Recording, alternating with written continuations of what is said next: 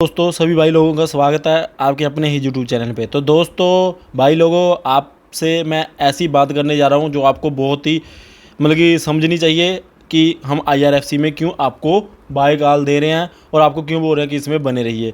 ठीक है दोस्तों, बहुत वैल्यूएबल इन्फॉर्मेशन होने वाली है। दोस्तों सबसे पहली बात, आज एचडीएफसी बैंक के चढ़े होने के कारण वो अपसाइड था, एचडीएफसी बैंक अपसाइड रैली थी उसमें, उसी कारण निफ्टी 50 और बैंक निफ्टी अपसाइड थे क्योंकि एचडीएफसी बैंक का वेटेज ही बहुत ज़्यादा है। तो दोस्तों मूव करते हैं Indian railway finance corporation limited की ओर। दोस्तों आपको हम रेगुलरली आपको कंटिन्यूसली जो भी वीडियो डाल रहे हैं ना आईआरएफसी के बारे में, आपको सिर्फ एक ही बात बोल रहे हैं कि बने रहिए या फिर ख़रीद लीजिए। ठीक है दोस्तों, यही बात क्यों बोली जा रही है, आज मैं आपको उसके बारे में कुछ हिंट देने जाता हूँ। ठीक है, तो दोस्तों जो राज की बात ये है कि आपको पता है, आई थिंक जो Steel Authority of India SAIL और RVNL Rail Vikas Nigam limited, RVNL में लोग परेशान हो गए थे 18 रुपये के आसपास कि ये भाई भाग ही नहीं रहा। सेल में लोग परेशान हो गए थे, ये तो नॉर्मल सिचुएशन में 30-28 के आसपास घूम रहा था और कोरोना के टाइम ये 20 पे हमारी अपनी खुद की परचेज़ है। ठीक है, तो दोस्तों ये शेयर अभी सेल आपको हाल ही कुछ दिनों के पहले आपको 95 के आसपास दिखाई दे रहा होगा। और दोस्तों आरबीएनएल है जो, ये कुछ ही दिन पहले आपको 32-35 के आसपास दिखाई दे रहा था। ठीक है दोस्तों, सेम यही काम होने वाला है Indian railway finance corporation limited में। ऐसा क्यों होने वाला है, मेरी बात को गौर से सुनिएगा दोस्तों।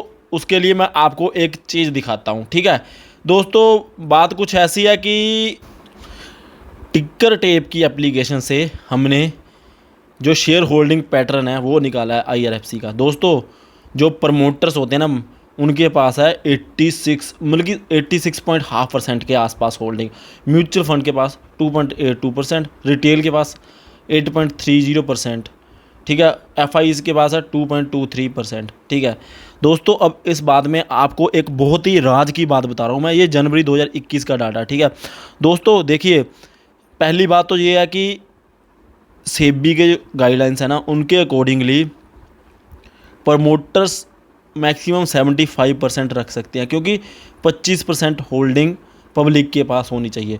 तो दोस्तों यहाँ पे ऑलरेडी 11% की जो होल्डिंग है ना, 11-11.5% के आसपास प्रमोटर्स के पास एक्स्ट्रा होल्डिंग है। ठीक है दोस्तों, प्रमोटर के पास 11% एक्स्ट्रा होल्डिंग है तो क्या होगा, रूल सेबी का ऐसा है कि 3 साल के अंदर अंदर प्रमोटर्स को अपना सेल करना ही पड़ेगा 11%। मतलब कि ऑफर फॉर सेल लेके आ सकते हैं, मतलब कि कुछ भी हो सकता है। ठीक है, तो मतलब कि किसी भी तरीके से बेच सकते हैं, ऑफर फॉर सेल लेके आ सकते हैं, या फिर मतलब कि उससे क्या होगा, देखिए सेल में ऑफर फॉर सेल आई थी SAIL steel Authority of India में, और दोस्तों आरबीएनएल में भी ऑफर फॉर सेल आई थी। दोस्तों जब भी, जो आपको पता होगा इस कंपनी के प्रमोटर्स कौन है, हमारे गवर्नमेंट है, मतलब कि ये पब्लिक सेक्टर एंटरप्राइज है आईआरएफसी। दोस्तों public sector enterprise SAIL is also a public sector enterprise. ठीक है दोस्तों, सेल भी पब्लिक सेक्टर एंटरप्राइज था है, और जो हमारा आरबीएनएल है वो भी पब्लिक सेक्टर एंटरप्राइज है। तो दोस्तों जब इनमें भी अभी आपको पता होगा ऑफर फॉर सेल आई थी ना, तो दोस्तों उससे पहले सेल 3 टाइम हो गया और आरबीएनएल भी अपना 2 टाइम के आसपास हो गया था। तो दोस्तों गवर्नमेंट ने अपने 11% शेयर बेचने हैं, उन्होंने ऐसे तो है नहीं कि अपने शेयर नीचे रेट पे बेच देंगे वो। ठीक है कि हाँ 18 का हो जाएगा तब ऑफर पर सेल लेके आ जाएंगे, ऐसा होने ही नहीं वाला। इसमें कोई ऐसी न्यूज़ आएगी, ऐसी इसकी हाइप बनेगी। ये जो आईआरएफसी है ना हमारा शेयर, ये भी आपको अभी 21-22 का आपको मिनिमम मैं बोल रहा हूँ, जो हम आपको 50 के टारगेट दे रहे थे ना, 50-60 के, हम इसी कारण आपको 50-60 के टारगेट दे रहे थे कि ये शेयर 50-60 का हो जाएगा जब भी ऑफर फॉर सेल की इसकी मतलब की प्लानिंग होगी। तो दोस्तों रूल ऐसा है कि 3 साल के अंदर अंदर अपना इसको प्रमोटर्स को अपना 11% शेयर बेचना ही पड़ेगा। तो दोस्तों हो सकता है अगले साल ऑफर फॉर सेल आ जाए, इसी साल आ जाए, या मतलब कि अगले से अगले साल आ जाए। तो दोस्तों जब भी वो आएगा डेफिनेटली 60 रुपये तो आप लेके चलिए, अगर अगले साल आता है। अगर 2022 में आता है, 23 में आता है, तो दोस्तों फिर तो ये 70-80 के आसपास भी हो सकता है। दोस्तों क्या गवर्नमेंट ऐसे करेगी कि हाँ ऑफर फॉर सेल लेके आएगी हाई प्राइस पे, और मार्केट में ये ट्रेड कर रहा होगा 18 पे? ऐसा हो ही नहीं सकता। ना ही गवर्नमेंट 18 रुपये पे ऑफर फॉर सेल लेके आ सकती है। पहले क्या होगा, पहले इसमें रैली आएगी, बहुत ज़्यादा बढ़ जाएगा। जैसे कि आपको पिछले जो 2 स्टॉक मैंने आपको बताया, सेल और आरबीएनएल, उनमें देखने को मिला था कि रैली आने के बाद ऑफर फॉर सेल आया था। क्योंकि रैली आती ही इसलिए है क्योंकि गवर्नमेंट ने ऐसे सस्ते में तो ऑफर फॉर सेल लेके आना नहीं है, और अपना कोई नुकसान तो गवर्नमेंट ने करवाना नहीं है। ठीक है, तो दोस्तों यही है वो न्यूज़। और दोस्तों कुछ लोग ऑफर फॉर सेल को गलत लेके चल रहे हैं। उनको आ रहा है कि हाँ यार, जब 11% शेयर ऑफर फॉर सेल आएंगे तो शायद गवर्नमेंट कहीं 20 रुपये 18 रुपये पर लेके ना आ जाए। तो दोस्तों ऐसा कभी नहीं होने वाला। ये मैं आपको एक विश्वास दिलाता हूँ कि इसका जब भी ऑफ़र फॉर सेल आएगा वो नियर अबाउट 40-50 रुपये के आसपास होगा, और उस टाइम ये उसके ऊपर तो ट्रेड कर ही रहा होगा, उतने प्राइस के ऊपर। तो दोस्तों आपने क्या करना है, इसीलिए मैं आपको बोलता जा रहा हूँ, मतलब कि लगातार वीडियो पोस्ट करता जा रहा हूँ कि IRFC में से बिल्कुल भी आप पोजीशन मत काटिएगा। तो दोस्तों फिर से हम चलते हैं IRFC के चार्ट्स की ओर। तो दोस्तों आज तो इसने फिर से चलो निराश ही किया है, क्योंकि 35 पैसे गिर गया, 1.63%।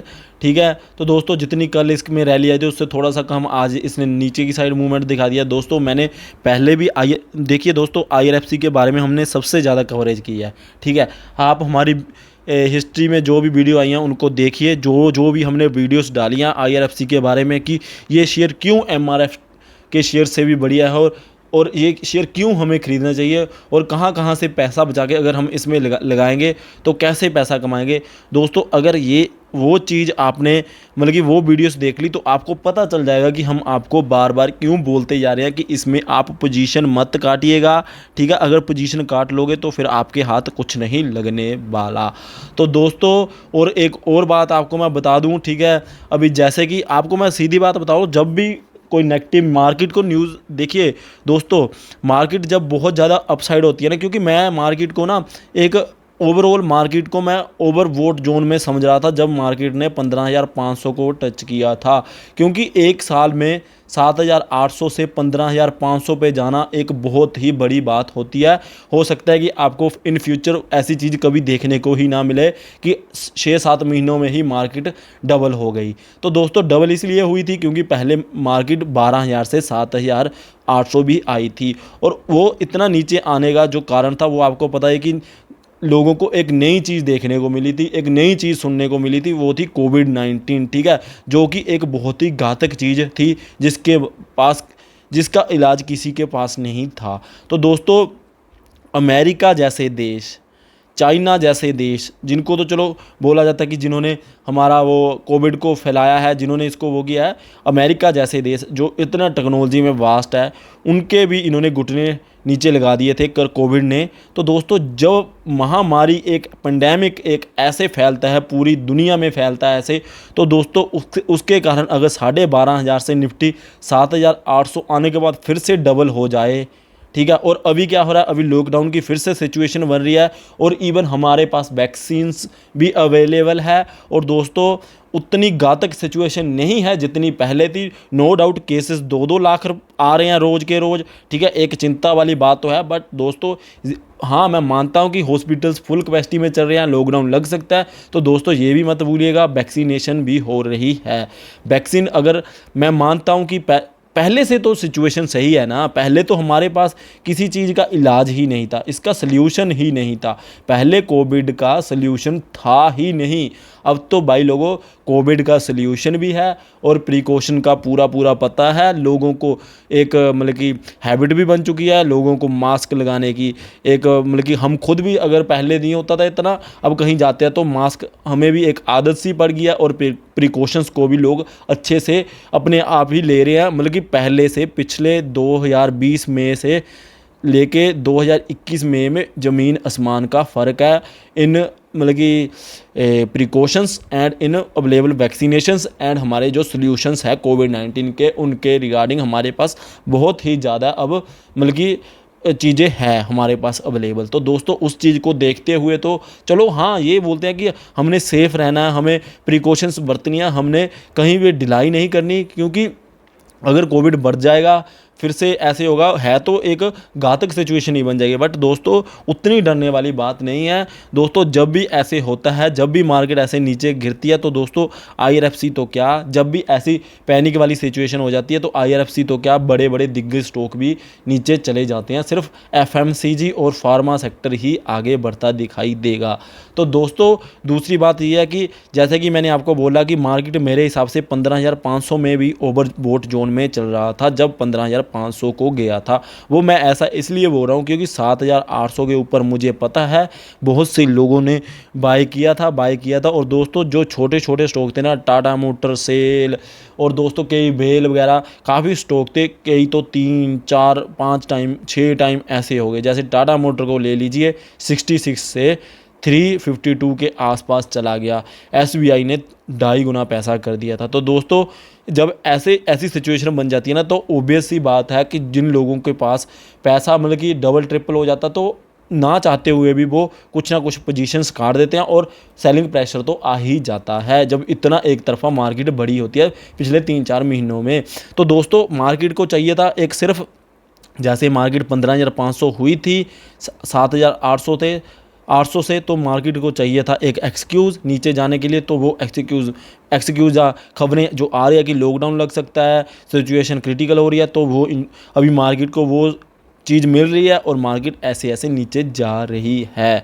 तो दोस्तों घबराने का बिल्कुल नहीं, जैसे कि मैंने आपको बोला है कि ऑफर फॉर सेल आएगा, ठीक है, Indian railway finance corporation limited का 3 साल के भीतर आएगा, क्योंकि अभी तो 1 डेढ़ महीना हुआ है इसको लिस्ट हुए, 2 महीने हुए लिस्ट हुए, अभी मतलब कि 36 में से 2 महीने निकाल के 34 महीनों के अंदर अंदर जब भी इसका ऑफर फॉर सेल आएगा, ये शेयर उस टाइम मैं आपको 101% लिख के देने के लिए तैयार हूँ कि ये स्टॉक उस टाइम आपका कम से कम 50 से 60 रुपये पे ट्रेड कर रहा होगा, अगर 2022 में ऑफर फॉर सेल आ जाता है। अगर दोस्तों 2000 मतलब कि अगले साल बोल रहा हूँ मैं, अगर 1.5 साल 2 साल बाद आता है ऑफर फॉर सेल, तो हो सकता है कि ये 70-75 के आसपास भी ट्रेड करे ये स्टॉक। तो दोस्तों ये बात भी आप डेफिनेटली समझ के चलिएगा, जो PSU स्टॉक होते हैं ना, ठीक है, PSU public sector enterprise stock होते हैं, जब पब्लिक सेक्टर अंडरटेकिंग स्टॉक होते हैं, इनको सबसे बड़ी बात यह है कि इनमें रिस्क बिल्कुल कम होती है और ये ऐसे कभी नहीं भागते, ये अपने टाइम लेके भागते हैं और दोस्तों ये डिविडेंड से भी मालो माल करते रहते हैं। तो दोस्तों मैं आपको फिर से वही बात बोल रहा हूँ, सेल अगर किसी के पास सेल था, ठीक है, जिन्होंने कोविड के टाइम 18-19 के आसपास था शायद, ठीक है, और जिनके पास RBNL था, वो तो मैंने खुद 17.5 पे ख़रीदा था, और सेल तो मैंने 20 या 21 के आसपास मतलब कि मेरी एवरेज थी, मैंने काफ़ी क्वांटिटी उठाई थी इसमें। तो उनको ये भी पता होगा कि कुछ ही दिन पहले सेल 95 और RBNL कम से अपना 32-34 के आसपास घूम रहा था। तो दोस्तों ये घूमने का एक ही कारण था इन दोनों का, कि जो हमारा ऑफर फॉर सेल आया था, ठीक है, उससे पहले ये भाग लिए, ठीक है। तो दोस्तों सिमिलरली IRFC का ऑफर फॉर सेल आएगा, ये भी भाग जाएगा। तो दोस्तों आपने रैली को मिस नहीं करना है उसको, ठीक है। मैं तो इस चीज़ को ना, जो 21 रुपये 10 पैसे है ना दोस्तों, हमारे पास 2.5 से 3 लाख के भीतर शेयर होंगे, क्योंकि हमने एक अलग ही डीमेट अकाउंट जो है उसमें सिर्फ IRFC ही रखा हुआ है। 2.5 से 3 लाख के आसपास हमारे पास ये है, इतनी इतनी अमाउंट के हमारे पास ये IRFC के शेयर हैं। दोस्तों मैं तो ये सोच रहा हूँ, अगर भगवान ना करे ये 20 का लेवल भी तोड़ के नीचे चला गया, मैं तो 1 से 1.5 लाख रुपए और इसमें इन्वेस्ट करके उसके बाद नहीं करने वाला, मतलब कि 18 के आसपास मैं 1 से 1.5 लाख रुपए और इसमें इन्वेस्ट कर दूंगा, क्योंकि मुझे पता है कि वो मौका हो सकता है कि लाइफ में 1 टाइम ही हो। दोस्तों ऐसा क्यों बोला जा रहा है वो भी मैं आपको अगले वीडियो में बताऊंगा कि हाँ मैं 18 पे इतने पैसे क्यों लगा रहा हूँ और लगाऊंगा, जहाँ मैंने 2.5 से 3 लाख के शेयर क्यों लिए हैं, वो उसके लिए मैं आपको एक और मतलब कि अच्छी सी वीडियो बना के बताने वाला हूँ। वो वीडियो कल आएगी। तो दोस्तों वो वीडियो देखने के लिए हमारे चैनल को सब्सक्राइब करिए, वीडियो को लाइक करिए। और दोस्तों जैसे कि मैंने आपको बोला है IRFC के शेयर के बारे में, अगर आपको कोई भी इन्फॉर्मेशन लेनी है तो इस चैनल के साथ जुड़ जाइए। और दोस्तों अगर किसी भी किस्म का आपको डाउट है IRFC के बारे में, दोस्तों हमारी सारी वीडियोस बैक में जाके देख लीजिए, आपको वहाँ पे IRFC का अदर फिनेंशियल के साथ कंपैरिजन भी किया हुआ है, क्यों मल्टी बैगर बन सकता है, क्यों महंगे महंगे वैल्यूएशन वाले स्टॉक से भी अच्छा है, और क्यों इसमें पोजीशंस नहीं काटनी चाहिए, और क्या इसमें है ख़ास बातें, ये सारी चीज़ें सारी वीडियोस आपको दिखाई दे जाएंगी, वो आप देख सकते हो। So thank you guys for watching, do like share and subscribe to our YouTube channel. So thank you again guys, जय हिंद।